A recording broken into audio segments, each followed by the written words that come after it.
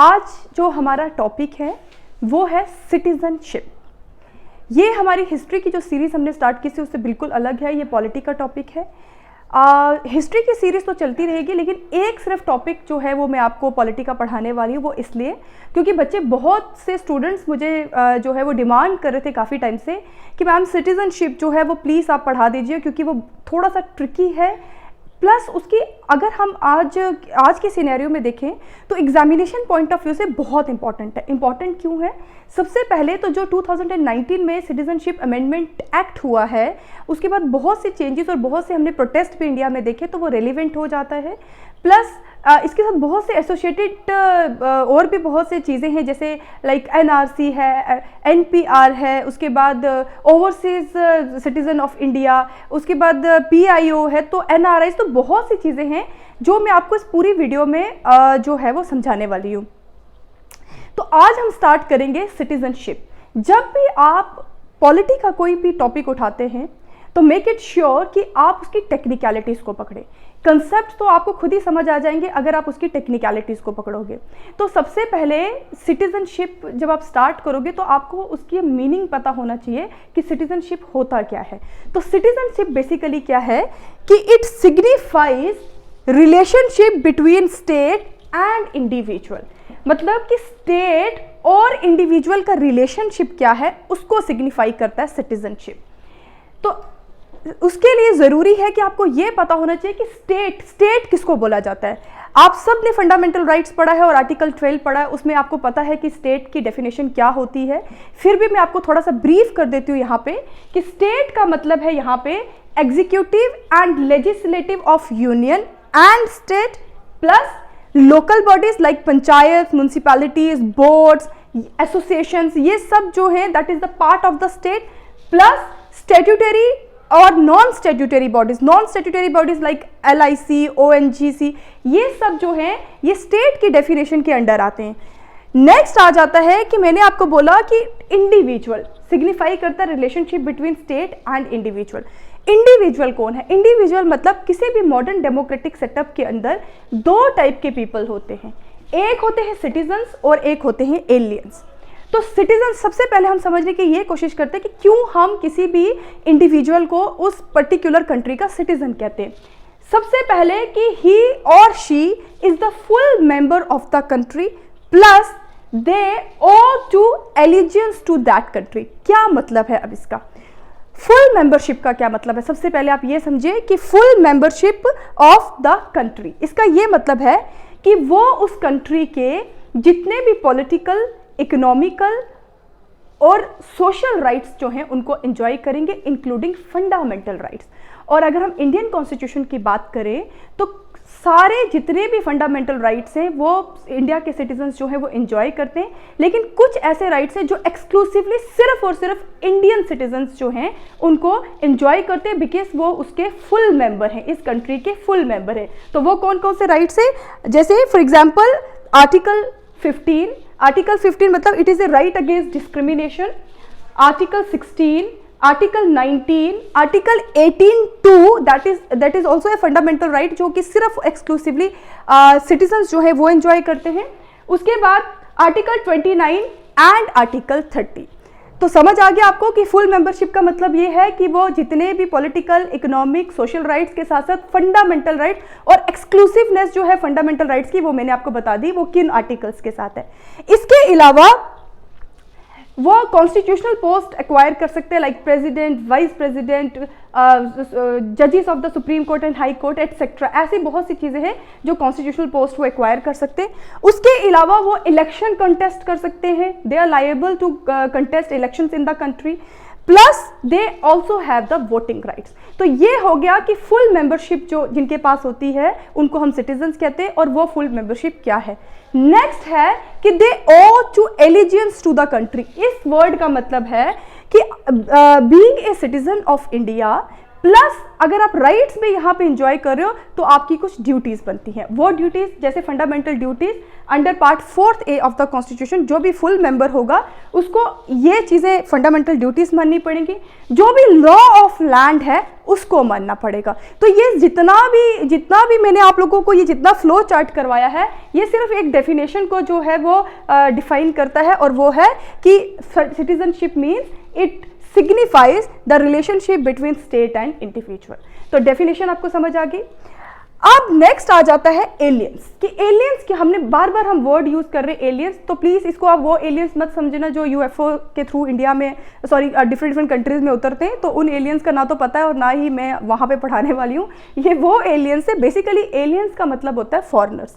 Dictionary में जो alien का मतलब है वो है फॉरेनर्स, कि they are also consider as the people of some country, but वो फुल मेंबर नहीं होते हैं, वो किसी और कंट्री के सिटीजन होते हैं।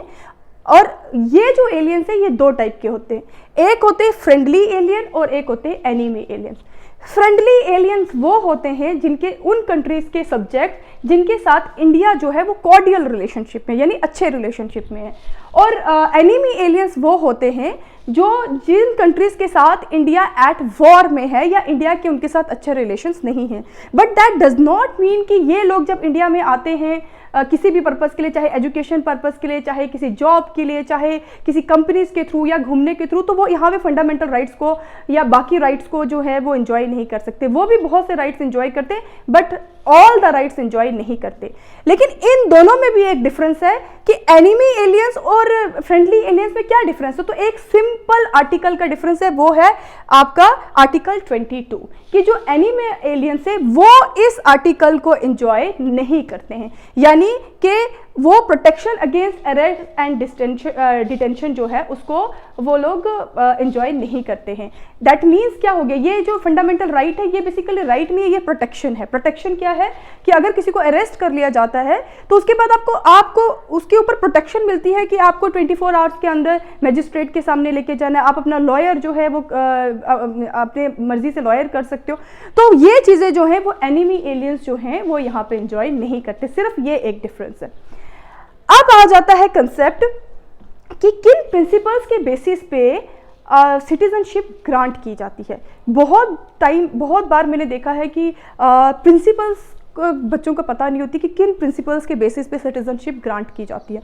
तो दो इंपॉर्टेंट प्रिंसिपल्स हैं पूरे मॉडर्न डेमोक्रेटिक सेटअप के अंदर, इंक्लूडिंग इंडिया। दो प्रिंसिपल्स हैं जिसके बेसिस पे सिटीजनशिप ग्रांट की जाती है। एक है जस्ट सॉइल और एक है जस्ट सैंग्विन्स।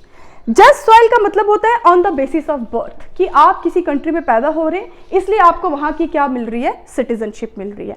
और जस्ट सैंग्विन्स का मतलब होता है दैट मीन्स कि citizenship grant by recognizing on the basis of blood ties, कि आपके पेरेंट्स भी पैदा होने चाहिए, आपके ग्रैंड पेरेंट्स होने चाहिए। मतलब ये एक रेशियल कंसेप्ट की तरफ प्रमोट करता है।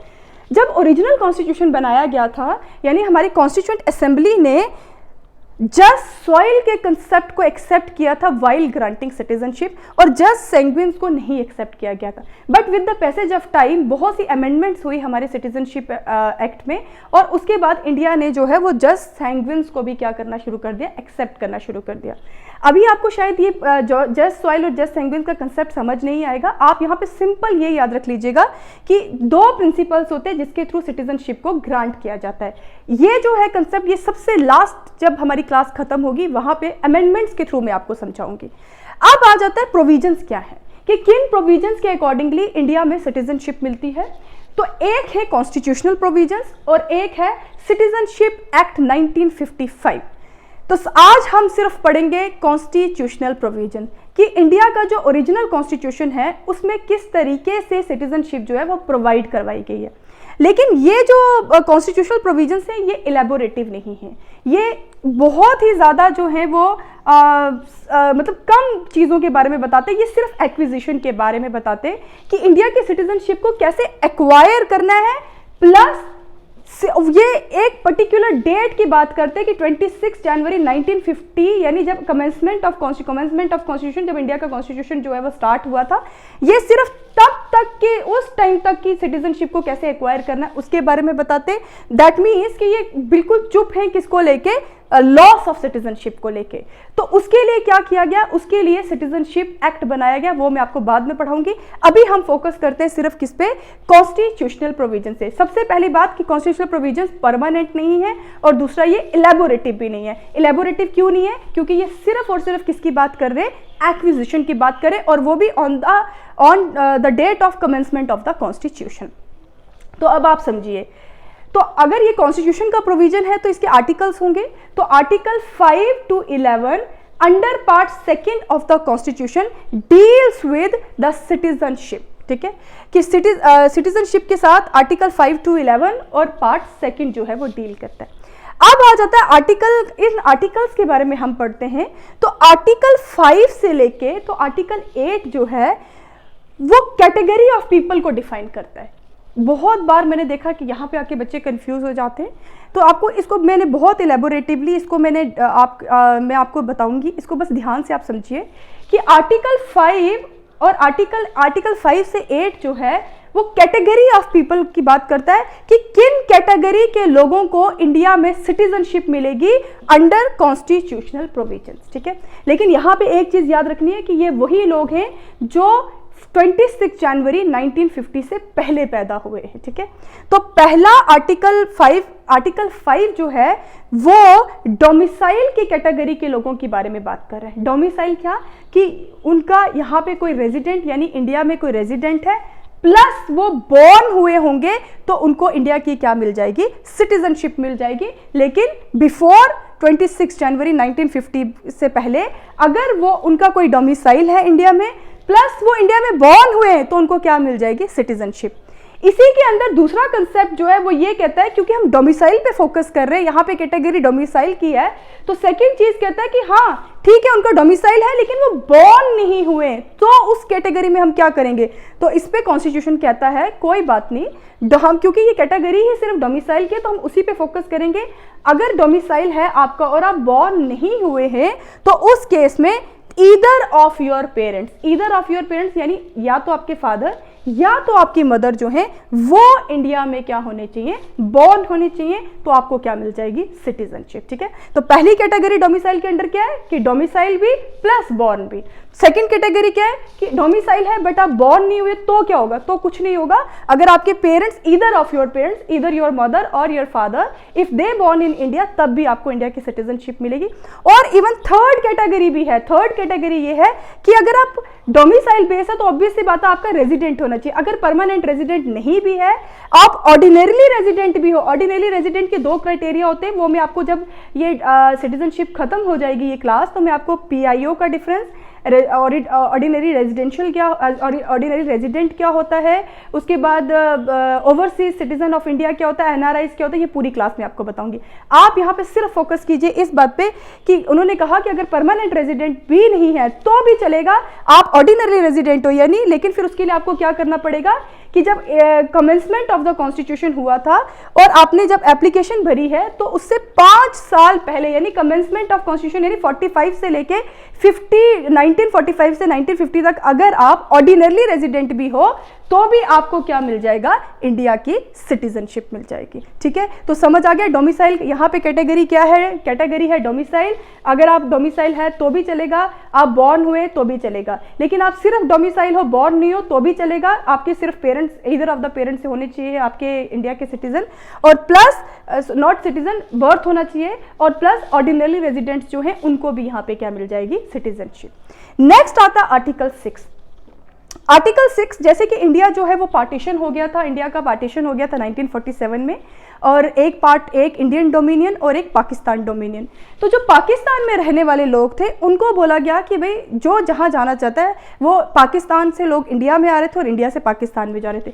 तो जो लोग, आर्टिकल 6 जो है वो माइग्रेशन की बात करता है, उन लोगों की, उन कैटेगरी ऑफ पीपल की जो पाकिस्तान से इंडिया में आ गए थे, और इनको कहा गया रेफ्यूजीज। इन्हीं को वहां पे बोला गया रेफ्यूजीज। ठीक है, तो बोला गया कि इनको भी सेटल करना है, इनको भी सिटीजनशिप देनी है, तो कैसे देनी है।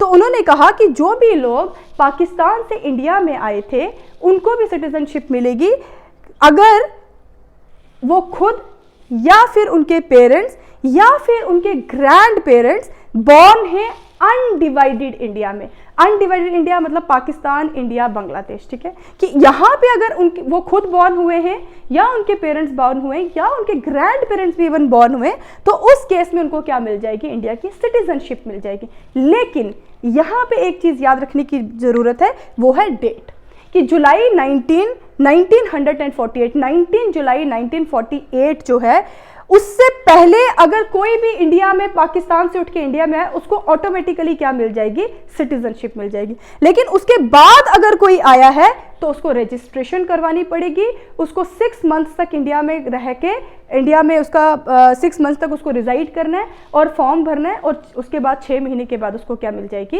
एक इंडिया की सिटीजनशिप मिल जाएगी। सिर्फ ये डेट आपको याद करनी है कि 19 जुलाई 1948 के पहले जो जो यहाँ पे आ गए उनको ऑटोमेटिकली सिटीजनशिप मिल जाएगी, प्रोवाइडेड कि वो खुद, उनके पेरेंट्स या उनके ग्रैंड पेरेंट्स अनडिवाइडेड इंडिया में पैदा होने चाहिए। इस डेट के बाद जो आएंगे उनको सिंपल रजिस्टर्ड करवाना पड़ेगा, तो तब भी उनको क्या मिल जाएगी, सिटीजनशिप मिल जाएगी। नेक्स्ट आता है आर्टिकल 7। आर्टिकल 7 जो है वो डील करता है रिवर्स माइग्रेशन पे।